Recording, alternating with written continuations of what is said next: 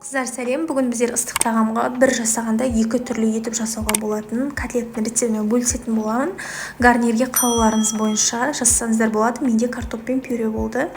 Ол үшін ең алдымен осылай тартылған етіміздің үстіне үкіштен өткізілген сәбіз, картошка және де болгар бұрышы қалауыңыз бойынша укроп қоссаңыз болады. Кейін бір осылай жуаны ұсақтап тураймыз және де панировочный сухарик немесе кептірілген нанды, сосын 2 жұмыртқаны қосып, жақсылап жаңағы тұзын, дәмдеуіштерін салып араластырып алатын боламыз. Менде паприка және де универсал приправа және де шым-шым тұз. Барлығын жақсылап араластырып алатын боламыз, асықпай. Барлығын осылай қатылап араластырып болғаннан кейін бізде осылай өзі ингредиенттер бірігеді. Содан соң табамызды, пештің табасын осылай майлап аламыз да формаға келтіріп котлеттеріміздің барлығын жасап шығатын боламыз.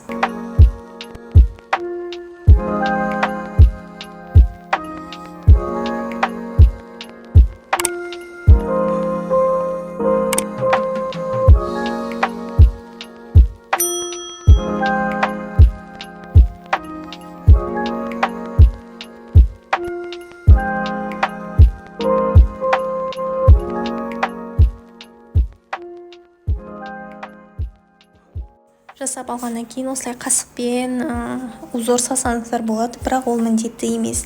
Менде картоп пен пюре болғаннан кейін картопымды ұсақтап турап, бір қасық тұз салып, суын құйып, баяу отта, бір қайнағаннан кейін астын баяу отта, бір 15-20 минут аралығында пісіріп алдым. Кейін үстіне подливасын дайындауға кірістім. Майға жуамызды қуырып аламыз, үстіне томат пастасын саламыз.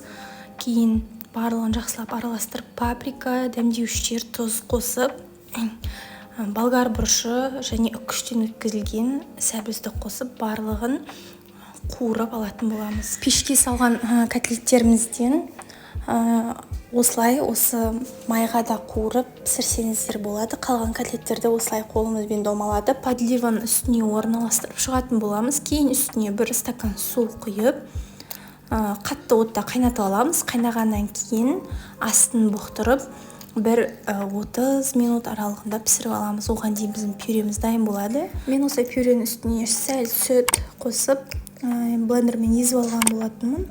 Осылай біздің екі түрлі котлетіміз және де кешкі асымыз дайын болды. Ас болсын.